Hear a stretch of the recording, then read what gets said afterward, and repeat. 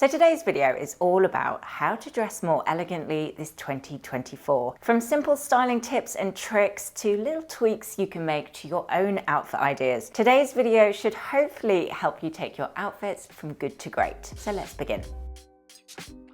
The polished look that never goes out of fashion. So let me start today's video by stating the obvious. I am a huge fan of elegant fashion. I always have been since my early 20s really, and I probably always will be. Now, whilst I do like to tick a trend box here and there within my outfit ideas, it's often quite a subtle nod rather than anything too drastic. An elegant style just really suits me. So with that in mind, let me share some of my favorite style tips that just make up that perfect elegant look. Unironed clothes. Now this is really one of my pet hates, but seeing clothes unironed and looking like they've been dragged through a hedge backwards, or actually like a cat has sat all over them, really bugs me. It's so simple to make an item of clothes look a million times better if you take the time to really carefully press it and iron it and make those pleats look as sharp as you possibly can just by giving it a really good iron. On social media, I do see lots of hauls, obviously,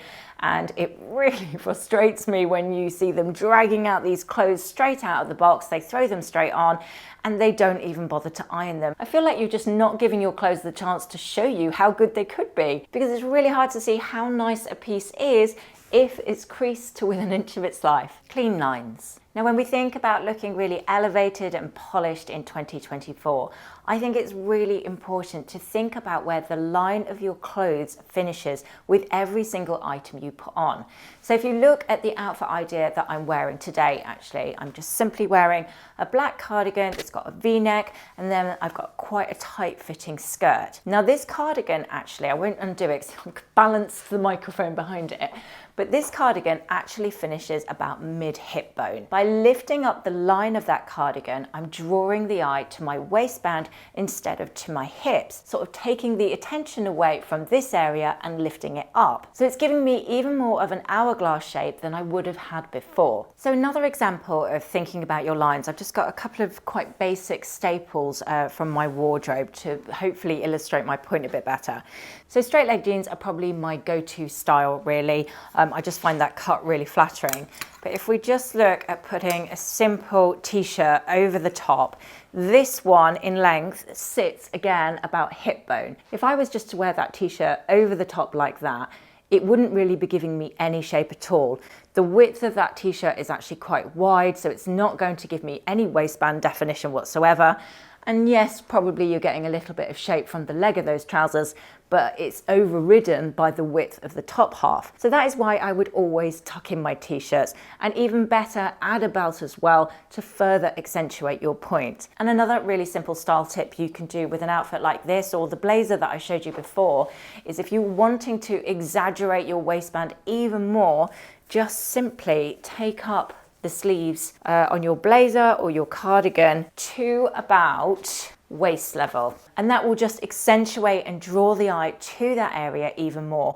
They're very simple style tips, but actually I find it invaluable for creating my outfit ideas, and it certainly does make me feel very elegant and polished and really put together as an overall look. Oversized. When is it too much? Now, the slouchy, oversized look has definitely been in for the last few seasons, and with volume being a key fashion trend for spring/summer 2024, I really don't think oversized clothing will be going out of style anytime soon. But I do believe there's quite a fine line between oversized and just simply drowning in fabric. So let me just grab a blazer, which will hopefully explain what I mean a little bit better. So the oversized fashion trend was initially implemented to create more shape to a look and give quite a dramatic looking edge. It took off in all social media really. It just got bigger and bigger, to the point that I thought it had got silly, really. So this blazer that I've got here, for example, is 2 sizes up from my usual, and that's the maximum amount of oversizedness I would ever do, particularly when I want to do quite an elegant look overall. However, I don't feel like I drown in fabric in this blazer, and I make small tweaks when I'm wearing this one to make sure it brings it back into my own personal style and still feels elegant at the same time. Are the shoulders quite sharp? Is that going to give me some definition at the top area here?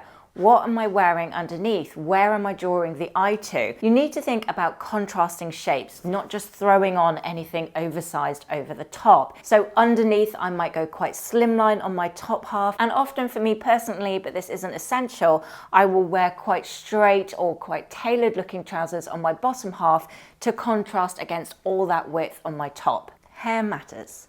Now, I am a big believer in the fact that hair can dramatically change up a look. The way your hair frames and shapes your face can certainly impact your look overall, and especially thinking about around the necklines of your different outfit ideas. So looking at a few different tops with different necklines and something like a big chunky roll neck like this one, this is going to look a lot more elegant if you get your hair sleek up and out of the way. You've got an awful lot of bulk at the neck here, and I think it's really nice to try and see as much shape, even if it's just this top section, peeping out the top of that roll neck with your hair up. Now, I do see other women with their hair very sleek and tied back in just a simple low bun. That's honestly my favorite look. And if you haven't got as such sticky out ears as me, that's what I would suggest you do when wearing items like this. Now, with something like this, an off the shoulder top, I do think you could wear your hair down. However, my favorite part of a woman's body and what I think is the most elegant naturally with most women is to see the line of a woman's neck and this collarbone as well. So to make the most of that, because you're already wearing an off the shoulder top and you're about to show it off, why not go the full hog and get your hair up and out of the way at the same time? That will just exaggerate that look and make your neck look a lot more elegant too. Now, in terms of my own personal style, because I've got naturally wavy hair, I think I then look more elegant when I add a little bit of curl in it. But in the same breath, if you've got naturally straight hair, I do think you'd look more elegant keeping it straight. My point with this would be, it's all about staying true to who you are naturally. Don't try and fight against that, but enhance upon the look that you've already got. Tonal looks. So thinking about how to make your outfits more elegant this year, a really safe bet is to opt for something quite tonal. Tonal looks really help to carry on that visual line and elongate your outfits. And of course, they're a really effortless way to look very sleek and smart without any of that fuss. Now, of course, this style tip is not restricted to one color palette, even though a favorite of mine would be winter whites. There are endless ways of creating a tonal look with all different colors, all of which will look just as elegant as the next. It's all about creating that column of color from neck to toe that just looks really polished and elevated. Again, thinking about those lines and those finishing touches. So the crop of the jacket will sit sort of the higher end of my hip bone, and then you've got a nice wide leg, perfectly pressed crease pair of trousers on my bottom half. And then I would often, as I'm out and about in an outfit like that, tie my hair up out of the way so you can see the line of my neck. So it's not just about going tonal, it's trying to remember all those other style tips we mentioned before, because I think the combination of all of those style tips as a whole can make a huge difference to your outfit idea in the end. I think it's important to make sure you're staying true to your own personal style within those outfit ideas as well. Don't try and go off on a strange train of thought. Stay true to what you know, look at what really suits you from your wardrobe, and maybe even actually within your wardrobe, club together a few colors so that you can visually see, okay, well, I've got quite a lot of brown there. I'll make lots of brown tonal outfit ideas. And there's my ecru section. I can make an ecru look today.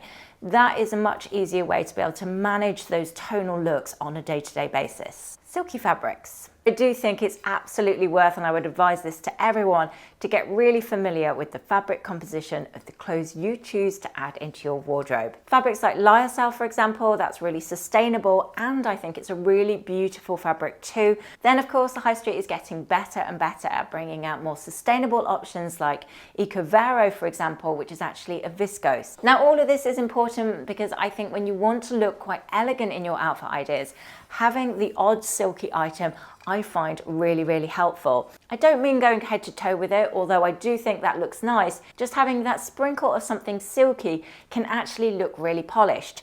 So possibly a skirt like this styled with just a very simple cardigan, or maybe something like this that's actually quite shiny. That would look beautiful against quite a matte looking pair of tailored trousers.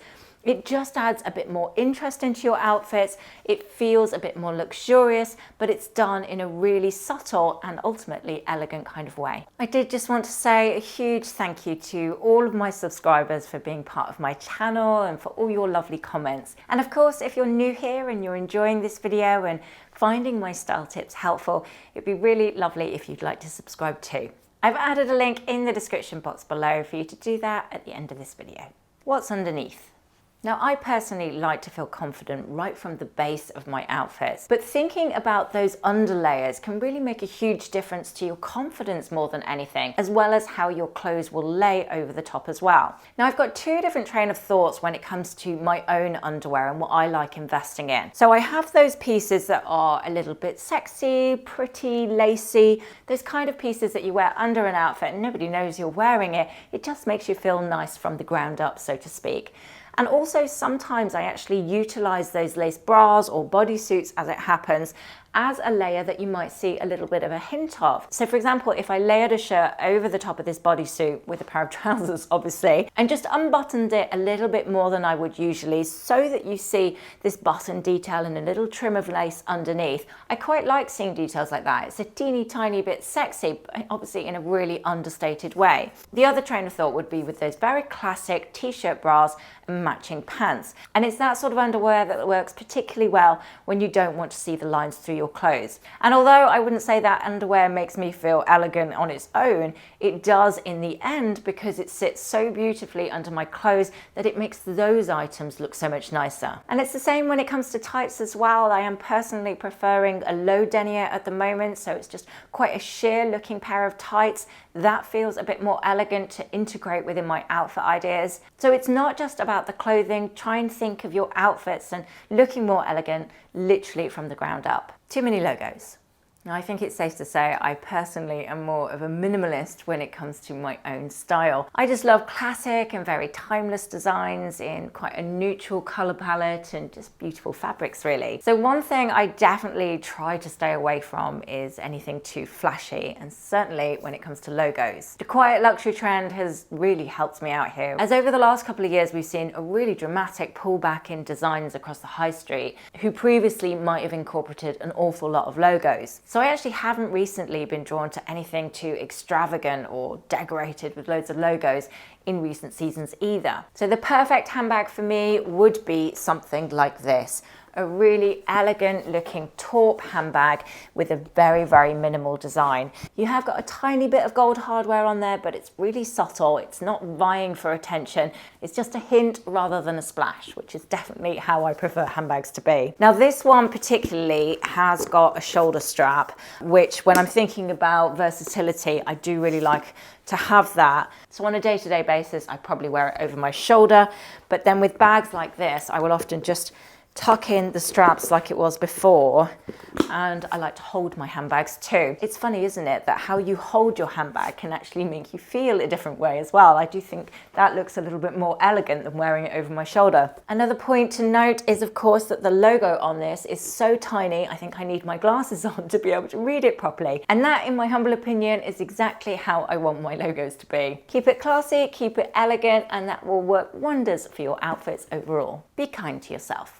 Now finally, I did just want to mention that I think it's really important to remember to be kind to yourself as well, especially when it comes to your own appearance. Rather than focusing on your flaws, do try and find something positive about your own appearance and just give yourself a little confidence boost. Now, at least on a daily basis, and in fact, I'm going to challenge all of you to do this for me and let me know how you get on.